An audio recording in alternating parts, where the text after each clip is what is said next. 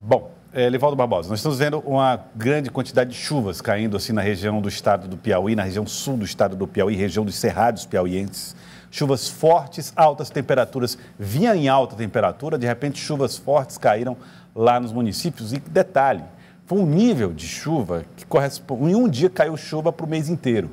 Então, muito forte, muito intenso. Isso trouxe consequências lá para a região. Vamos acompanhar com o Thiago Melo. Olá, Joelson. Boa tarde a você e a todos que nos assistem. No mínimo, pode-se dizer surpreendente, depois de tantos dias de extremo calor, se ter uma chuva naquelas condições.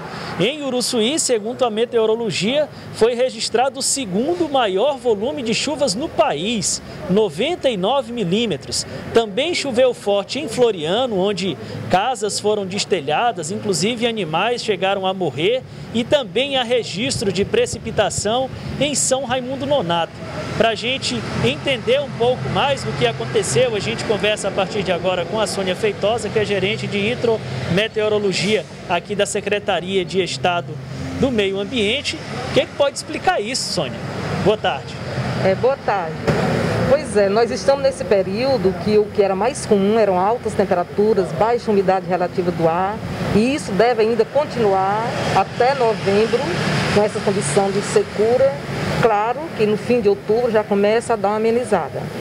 Mas o que provocou essa chuva, essas chuvas assim pontuais, porém com acumulado até significativo em determinados municípios, principalmente os municípios do Centro-Sul e do Sul piauiense, na realidade foram umidades que chegaram aqui, umidade essas advinda de outras regiões, como a região sudeste do país, por exemplo, que um vórtice ciclônico atuando lá, uns ventos mais fortes, fizeram com que chegasse esse pouco de umidade aqui, que conjugada com o forte calor, se fosse um só dos dois, só a umidade não ia ter chuva, mas como estava fazendo altas temperaturas, isso contribuiu para que tivéssemos essas chuvas, inclusive com esses acumulados significativos. Claro que nós ainda não estamos no período chuvoso, mas já é uma transição para a chegada dele. Deve haver precipitação por aqui nos próximos dias? Não há previsão de chuva, salvo algum episódio assim, de umidade chegando mesmo e nós estarmos marcados por altas temperaturas. Então a temperatura vai ser alta novamente aqui em Teresina, mas não tanto como ontem, que foi aproximadamente 41 graus. Tirando hoje, nesses próximos 2 dias, possivelmente não acontecerão chuvas no Piauí e volta aquela condição de umidade baixa e temperatura alta. Só que, claro, no sul do estado está dando uma amenizada na umidade por conta dessa chuvinha que aconteceu. Tá certo, Sônia. Muito obrigado pelas informações. Joelson, voltamos com você. Thiago Melo trazendo os detalhes para nós. Livaldo Barbosa, nós estamos falando de chuva numa região que é conhecida pela produção de soja, Livaldo. E nessa época do ano, já estamos chegando aí na segunda quinzena do mês de outubro, eu acho até que é natural a ocorrência dessas primeiras precipitações, já tem muita área, inclusive, já preparada para o plantio, então as primeiras áreas começam a ser plantadas agora. O plantio lá é escalonado, planta uma parte agora, outra parte mais no final do ano, outra até no início do ano seguinte, do ano agrícola 2020 e 2021. Então, nesse período, a terra já começa a ficar mais úmida para receber as sementes da próxima safra. O problema é que essa chuva, Livaldo Barbosa, atrapalhou os planos de quem pretendia escoar a produção. Vamos ver imagens aí da PI 392, a rodovia da soja que leva ali, corta ali a região da Serra das Laranjeiras. Essa rodovia e o trecho de extensão dessa rodovia, que é um trecho a mais ali, além da 392. Aí complica, né, João? Ele é responsável por 2/3 do escoamento da produção de 2/3 daquilo que se produz no Cerrado Piauiense. Então, a chuva forte acabou levando a essa dificuldade provocada pelas fortes chuvas que caíram na região. Evidentemente que nós estamos falando aí de um trecho de rodovia que deveria, inclusive, ser de maior calibre, né, Livaldo Barbosa? Para resistir ao peso. A importância é muito grande, né? Dos caminhões. Infelizmente, a situação, por enquanto, é essa. Já existe um trecho em obras feitas pelo DR, o DR está trabalhando nessa obra, mas, por enquanto, a situação é essa, o de drama provocado pelo excesso de chuvas, excesso de lama, dificuldade para trânsito na região. Nós estamos por a videoconferência com o Alzir Neto, ele que é da AproSoja, da Associação dos Produtores de Soja do Estado do Piauí, e conversa conosco a partir de agora. Doutor Alzir Neto, boa tarde, obrigado por atender aqui o Jornal do Piauí. Qual é o impacto que isso tem na produção, no escoamento da produção de soja aqui no estado? Muito boa tarde, Joelson Elivaldo. É muito significativo, porque o que ocorre? Essas estradas elas têm se deteriorado de uma forma muito significativa. Por que dessa deterioração rápida? A grande questão é que o volume de investimentos da região é muito significativo, é muito alto, é muito grande. Então, assim, nós temos colocados, hoje, a bem da verdade, Joelson, hoje o que tem sido colocado no solo tem sido, muitas das vezes, mais do que nós temos tirado. Para se produzir em 1 hectare de cerrado no Piauí, pela pobreza, pelo nível de alumínio, pela necessidade dos macronutrientes, cálcio, magnésio, etc., nós colocamos algo em torno de 11, 12 toneladas de produtos, né? Boa parte disso em forma de calcário. Então, é um volume muito grande de insumos que nós temos investido nas áreas e não tem suportado. Então, você pegar a nossa região, nos últimos 10 anos, cresce acima de 15%. Esse ano nós almejamos aí um crescimento a maior de 10%. Isso tudo por conta de investimentos. Então, não está dando, não tem condição. Por que o Piauí não cresce mais? Porque a gente não consegue investir. Eu estou a exemplo. Eu, como diversos outros produtores, nós não conseguimos produzir mais porque a gente não consegue investir. As mineradoras elas não conseguem entregar. As transportadoras não querem ir para a região. O Estado não cresce por conta disso. É simples, é uma matemática simples. Como é que eu vou produzir se eu não tenho os insumos? É muito delicado. Então, assim, o volume de caminhões é muito alto.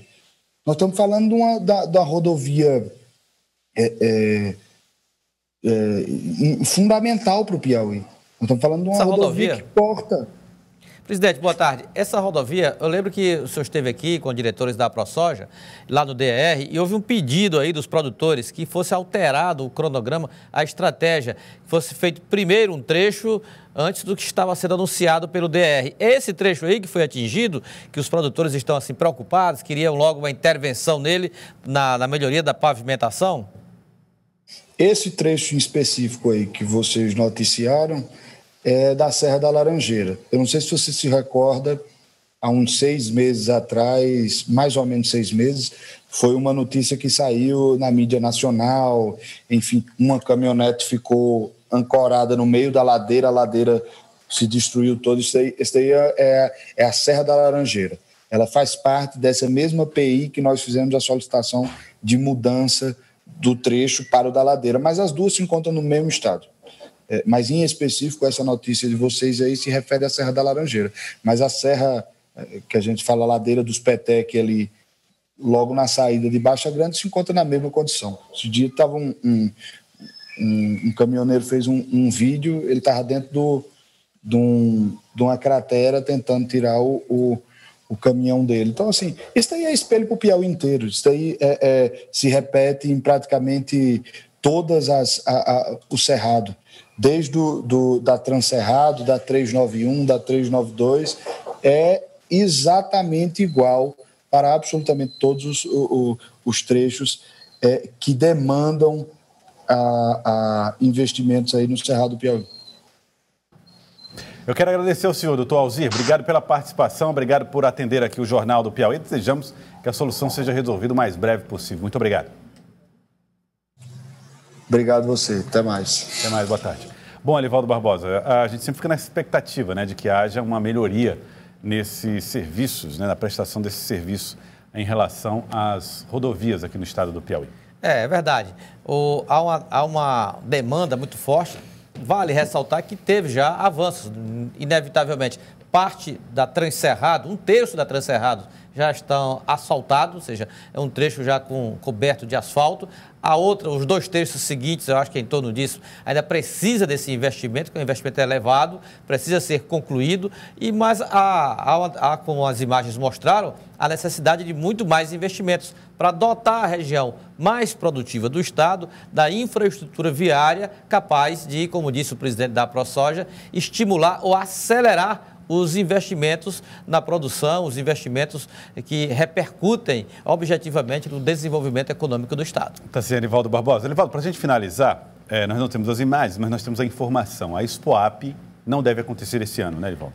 Confirmado, batido o martelo. Terminou agora há pouco um encontro no Palácio de Karnak, que reuniu o governador Wellington Dias, dirigentes da Associação Piauiense dos Criadores de Zebu, a secretária do Agronegócio, Juliana Lima, que nesse encontro houve o pedido lá, esse encontro aí... Fotografado. Exatamente, fotografado, esse registro que nós temos do encontro, que acabou agora há pouco. Os criadores levaram lá o seguinte, olha...